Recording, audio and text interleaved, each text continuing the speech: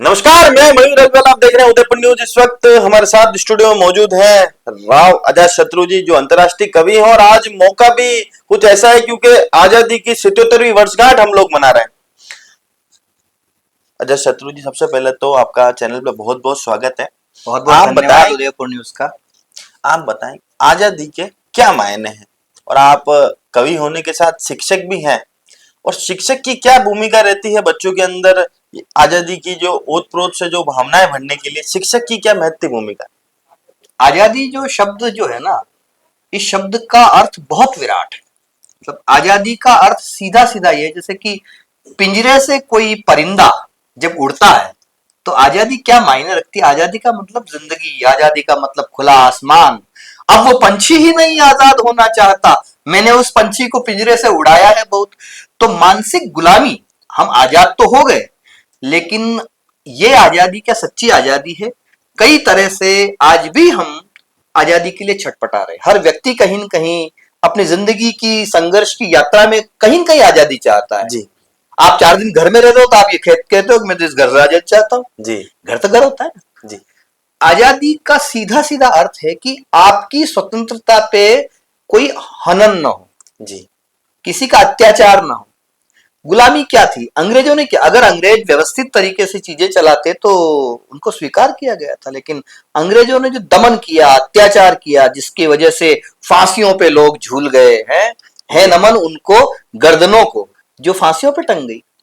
लेकिन वो आजादी जो मिली, तो कई बार लोग कहते हैं कि गोरे अंग्रेजों ने काले अंग्रेजों को सत्ता का हस्तांतरण किया, किंतु जी आज का ये दिन है वो पुनित दिन इसलिए है कि आजादी की पूर्व संध्या पे हमें ये मौका मिलना चाहिए सोचने का भी तनिक, हम अपने भीतर झांके, यात्रा कितनी तय हुई है, हम कहां तक पहुंचे हैं, और जिन लोगों ने ये आजादी दिलाई थी, अगर वो कहीं देख रहे होंगे तो वो क्या देख रहे होंगे कि ये आजादी जिन लोगों के लिए हमने अपनी जान की बाजी लगाई थी, क्या ये सही लोग थे?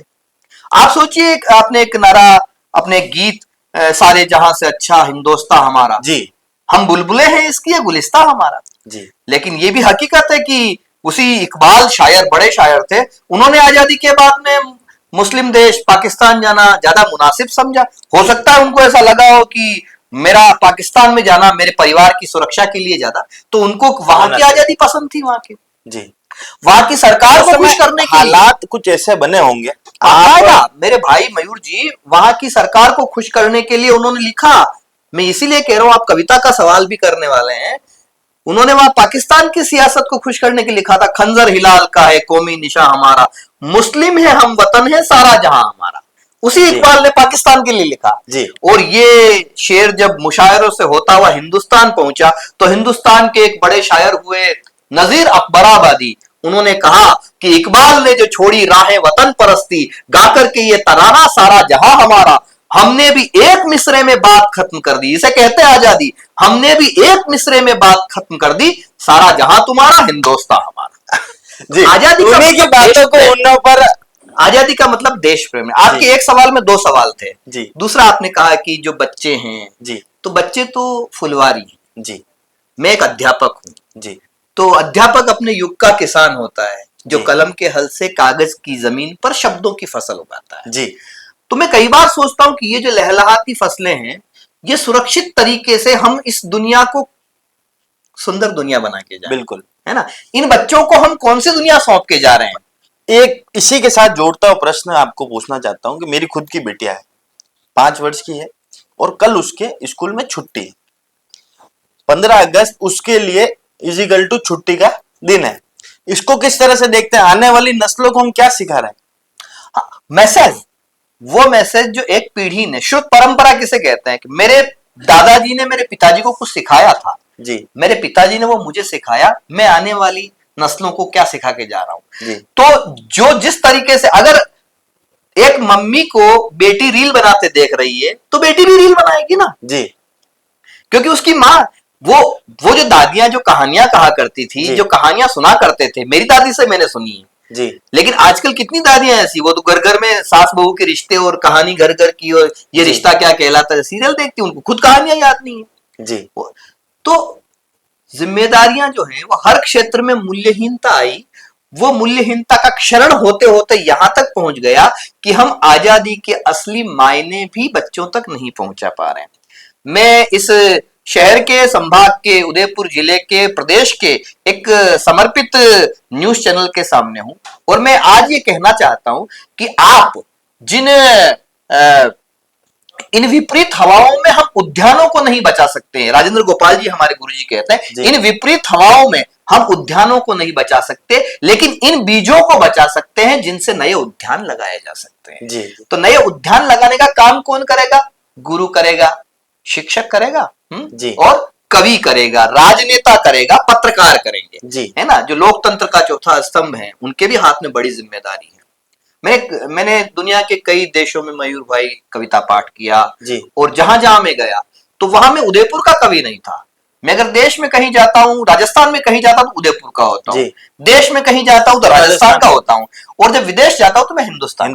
तो मैं देश का प्रतिनिधित्व करते हुए जब वहां अपने भारतीय प्रवासी भारतीयों में जब होता हूँ तो वहां देखता हूँ उनके दिल में हिंदुस्तान का मतलब ये नहीं है कि हिंदू मुस्लिम ये झगड़े वगड़े, वो चाहते ही नहीं है। विदेश में बैठा हुआ कभी भी किसी दूसरे धर्म की बुराई नहीं करेगा, क्योंकि वो दूसरे देश में बैठा हुआ है। जी। तो मैंने अफ्रीका यात्रा के दौरान मैंने एक कविता लिखी थी, क्योंकि ये प्रसंग भी है, 15 अगस्त का पावन पर्व है, लोकतंत्र का उत्सव है, तो वो कविता मैं इस चैनल से आपके इस बिल्कुल पटल पे मैं पढ़ना चाहता हूं। 4 पंक्तियां हैं उसकी। हिंदू मुस्लिम गुरुद्वारा पंडित रहमान जरूरी है, हर धर्म को सम्मान मिलना चाहिए, और ये काम सिर्फ कवि करता है, शायर करता है। धर्मों को जोड़ने की बात, राजनेता तोड़ने का काम करते हैं, कविता जोड़ने का काम करती है। जी।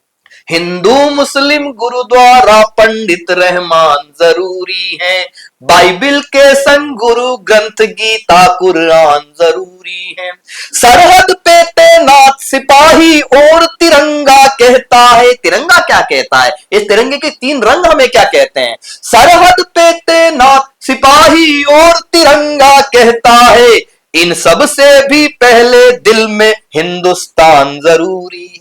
तो दिल में हिंदुस्तान धड़कता रहना चाहिए, यही हमारा संदेश है, यही इस समय का संदेश है जो पीढ़ियों तक पहुंचे। जी।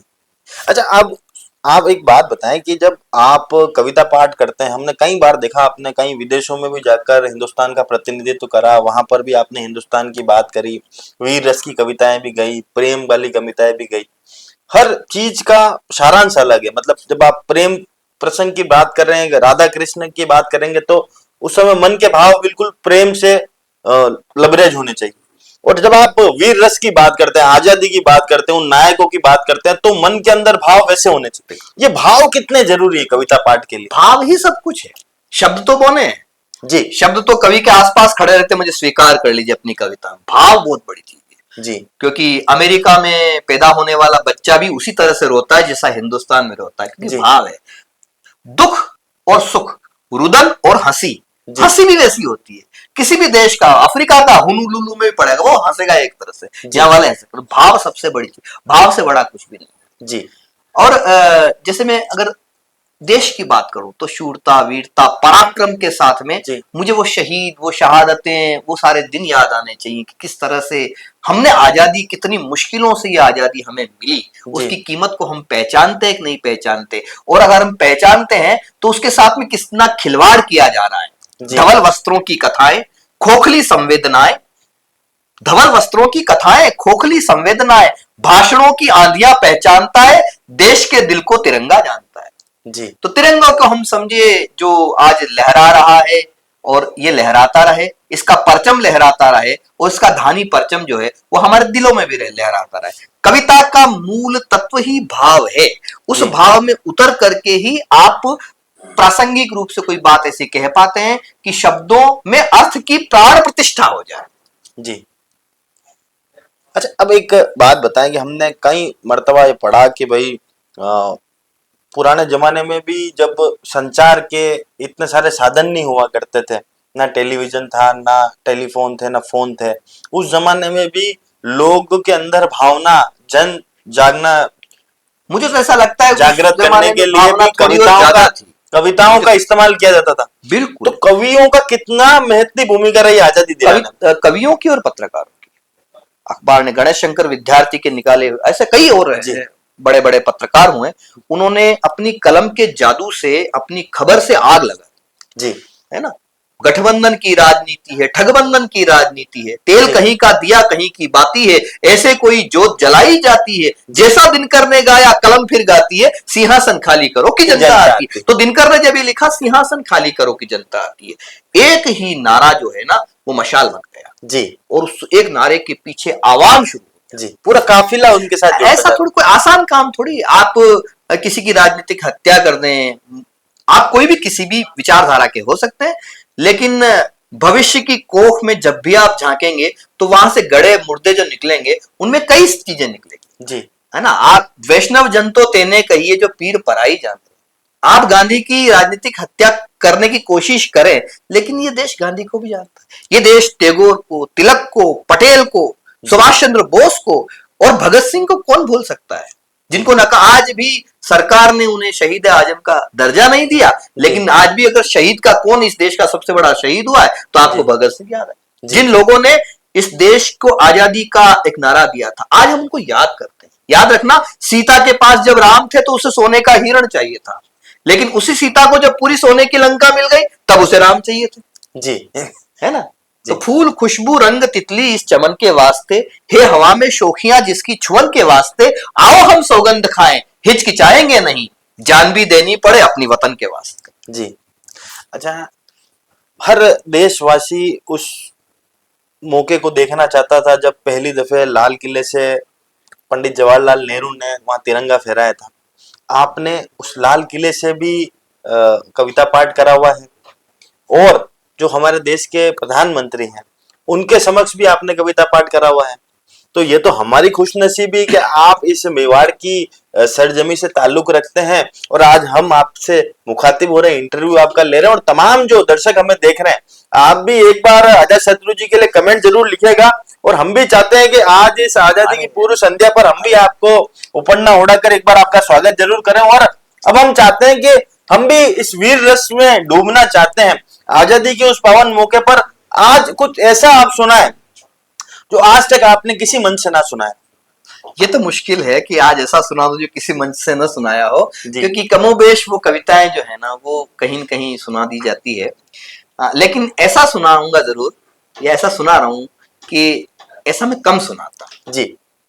ये मेरा सौभाग्य रहा है कि मैंने दिल्ली के लाल किले से भी कविता पाठ किया। एक बड़ा चर्चित प्रसंग है, और वो ये कि जब जवाहरलाल नेहरू जो है वो ध्वजारोहण करने के लिए लाल किले की सीढ़ियां चढ़ रहे थे, ठीक उनके साथ साथ में दिनकर जी चढ़ रहे थे। ऐसा कहते हैं कि नेहरू जी का सीढ़ियां चढ़ते हुए पांव फिसला जी, और दिनकर जी ने उन्हें संभाल लिया। तो नेहरू जी ने धन्यवाद देते हुए कहा था कि धन्यवाद, आपने मुझे संभाल लिया, अन्यथा मैं गिर जाता। तो कवि का जवाब था राजनेता को। तो दिनकर जी ने कहा नहीं नहीं, जब जब इस देश की राजनीति लड़खड़ाएगी कविता उसे इसी तरह सहारा देगी जी। तो मैं समझता हूं कि एक कविता का एक बंद तो मैं आपको सुनाऊंगा, वो है कविता जिंदाबाद का जो पहला अंतरा है, उसमें इसी आजादी के इर्द गिर्द का ताना बाना है जी। इस मुल्क के आखिरी मुगल बादशाह हुए बहादुर शाह जफर जी। जब उन्हें गिरफ्तार कर लिया गया तो एक अंग्रेज शायर ने ताना मारते हुए कहा कि दमदमे में दम नहीं है, खैर मानो जान की, ए जफर ठंडी हुई शमशीर हिंदुस्तान की। तो शायर का जवाब था कि गाजियों में बू रहेगी जब तलक ईमान की, तख्ते लंदन तक चलेगी तेग हिंदुस्तान की जी। ये वो देश है जिसने किस तरह से आजादी दिलाई है हिंदुस्तान के लिए। सुनिए आप कि ये बोली तो युग बोला, ये गाई तो जग ने गाया, ये बोली तो युग बोला, ये गाई तो जग ने गाया, इसने ही आजादी का परचम सीमा पर लहराया, वंदे मातरम बनकर गूंजी और तिरंगा थाम लिया, वंदे मातरम बनकर गूंजी और तिरंगा थाम लिया, बिस्मिल शेखर भगत सिंह मंगल पांडे का नाम लिया, बिस्मिल शेखर भगत सिंह मंगल पांडे का नाम लिया, पराधीनता की बेड़ी से करने को आजाद, कविता जिंदाबाद हमारी कविता जिंदाबाद, कविता जिंदाबाद हमारी कविता जिंदाबाद। तो कविता जिंदाबाद तब होती है जब कोई दिनकर जो है वो जवाहरलाल नेहरू को संभाल ले और प्रधानमंत्री अगर कविता को धन्यवाद करे, उस समय कविता जिंदाबाद होती है। या कविता जिंदाबाद तब होती है जब लिखे एक कवि और वो नारों की शक्ल में अलग अलग कंठों से देश भर में गूंजे और कहीं क्रांति का शंखनाद कर दे, तब कविता जिंदाबाद होती है। ऐसे में हम उन लोगों को, उन शहीदों को याद करें। ये याद करने का दिन है, ये स्मृति का, पुण्य आत्माओं को याद करें, हुतात्माओं को याद करें जो आज हमारे बीच में नहीं है। जिन जिन घरों के चिराग बुझ गए उन्हें याद करें, और शायद एक दीपक हम आज के दिन दो सोचें। पंक्तियां उन शहीदों के लिए बिल्कुल। जिन्होंने मेवाड़ से ताल्लुक रखा और अब वो हमारे बीच नहीं है, पर उनकी एक अहम योगदान रहा, उनकी शहादत ये पूरे हिंदुस्तान हमेशा याद रखता है। मैं बिल्कुल वो दो पंक्तियां आपको सुनाता हूं। बलिदानों की अमर ज्योति में परवाने खो जाते हैं। वो लोग कौन थे? बलिदानों की अमर ज्योति में परवाने खो जाते हैं, खो जाते आंखों के तारे मस्ताने सो जाते हैं, सो जाते हैं सरहद पे जाबाज सिपाही शेर, अगर अगर देश की बात चले तो दीवाने हो जाते हैं, अगर देश की बात चले तो दीवाने हो जाते हैं। भाषा देखे कविता की, शोणित से भीगी वसुधा पर रक्त बीज बो जाते हैं, वो धरती के लाल गगन के ध्रुव तारे हो जाते हैं, चूड़ी बिंदिया राखी कंगन माँ की लोरी याद, मगर कुछ दिनों में हम रक्षाबंधन मनाएंगे। चूड़ी बिंदिया राखी कंगन माँ की लोरी याद, मगर अगर देश की बात चले तो दीवाने हो जाते हैं। अगर देश की, एक प्रसंग इसमें ऐसा आता है जिसको लिखते हुए मैं थ्रिल हुआ। वो प्रसंग क्या है? मंत्र श्लोक सब नतमस्तक हो मौन खड़े रह जाते हैं। शहीद का शव आता है या ऐसी स्थितियां बनती है, तब क्या होता है?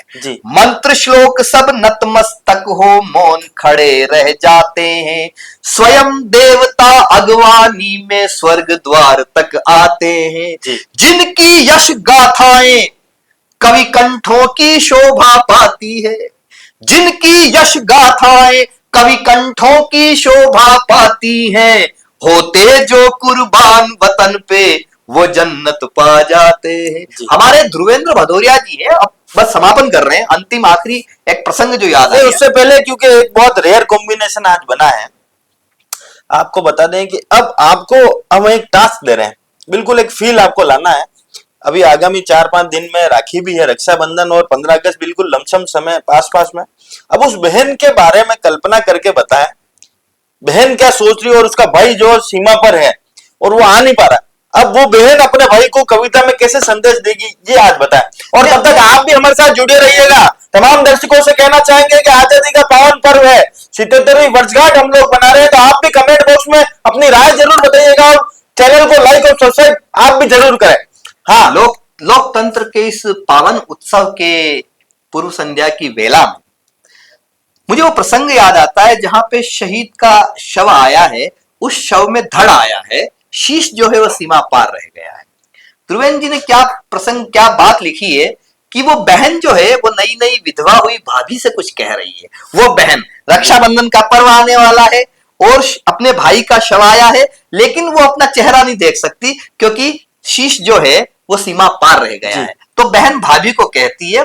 बहुत ही प्यारा प्रसंग है और मैं थ्रिल हुआ, और इस कविता को सुनते हुए पहली बार मैं रोया, मेरी आंख से आंसू निकले जी। कि दादी का दुलार भूला, बाबुल का प्यार भूला, मोतियों की माला मेरी आज तक न लाया है। बहन भाभी से कह रही है उस अवसर पे जब धड़ पड़ा हुआ है, दादी का दुलार भूला, बाबुल का प्यार भूला, मोतियों की माला मेरी आज तक न लाया है, होली के ये रंग भूला, ज्योति पर्व ढंग भूला, राखियों का संग बार बार बिसराया है, भाभी भाभी मेरा भैया कई दिनों से भुलक्कड़ था, आज भी इसी आदत को दोहराया है, जाते हुए मैया से आशीष लेना भूल गया, आते हुए सीमा पर शीश भूल आया है। जी। तो ये जो प्रसंग है, उस प्रसंग में एक आक्रोश है, एक रुदन है, एक करुणा है और देशभक्ति का वो भाव भी है कि भाई ने अपनी जान लगा दी बाजी की और एक घर का चिराग बुझ गया। इसके बावजूद जो बहन है वो शिकायत ही कर रही है और बहन शिकायत कर सकती है। जी। तो ये कई सारे ऐसे 30 त्योहार प्रसंग के जो अवसर हैं, उसमें हम 15 अगस्त को जो मनाते हैं, तो फिर से ये चेतना जगाए उल्लास के साथ में, उमंग के साथ में, कि इस देश को चरेवेती आगे बढ़ना है। मेरी शुभकामनाएं आपके इस चैनल को, कि इसी बहाने से कुछ ऐसी बातें जो हम देश राग की बातें हैं, जो गणतंत्र की, स्वतंत्रता दिवस की बातें हैं, उन बातों को हमने याद किया, और उन खुशबुओं से थोड़ी देर आप भी महके, मैं भी महका, हमारे जो ये श्रोता हैं, पाठक हैं, जितने चाहने वाले हैं, वो भी महके। जी, तो तमाम दर्शकों को भी हम एक बार पुनः स्वतंत्रता दिवस की बधाई देना चाहते हैं। स्वतंत्रता दिवस की पूर्व संध्या पर आज हमारे साथ अजात शत्रु जी मौजूद थे। इन्होंने बताया कि कितना महत्वपूर्ण योगदान रहता है एक सैनिक का, जो शहीद होता है वो कितना उसके घर में क्या भाव होते हैं, ये बताने का उन्होंने प्रयास करा। और साथ ही हम तमाम उन लोगों को याद कर रहे हैं आज। और आप भी नीचे कमेंट बॉक्स में जरूर बताइएगा कि आपको क्या लगता है कि किसकी वजह से हमें आजादी मिली, क्योंकि हर उस क्रांतिकारी का, हर उस जिन्होंने स्वतंत्रता सेनानी का, जिनकी वजह से यह स्वप्न मुकम्मल हो पाया है, तो उनका धन्यवाद ज्ञापित करने का दिन है। तो मेरे साथ में आप नारा भी लगा दीजिए, भारत माता की जय, भारत माता की जय, भारत माता की जय, वंदे मातरम, वंदे मातरम। नमस्कार। नमस्कार।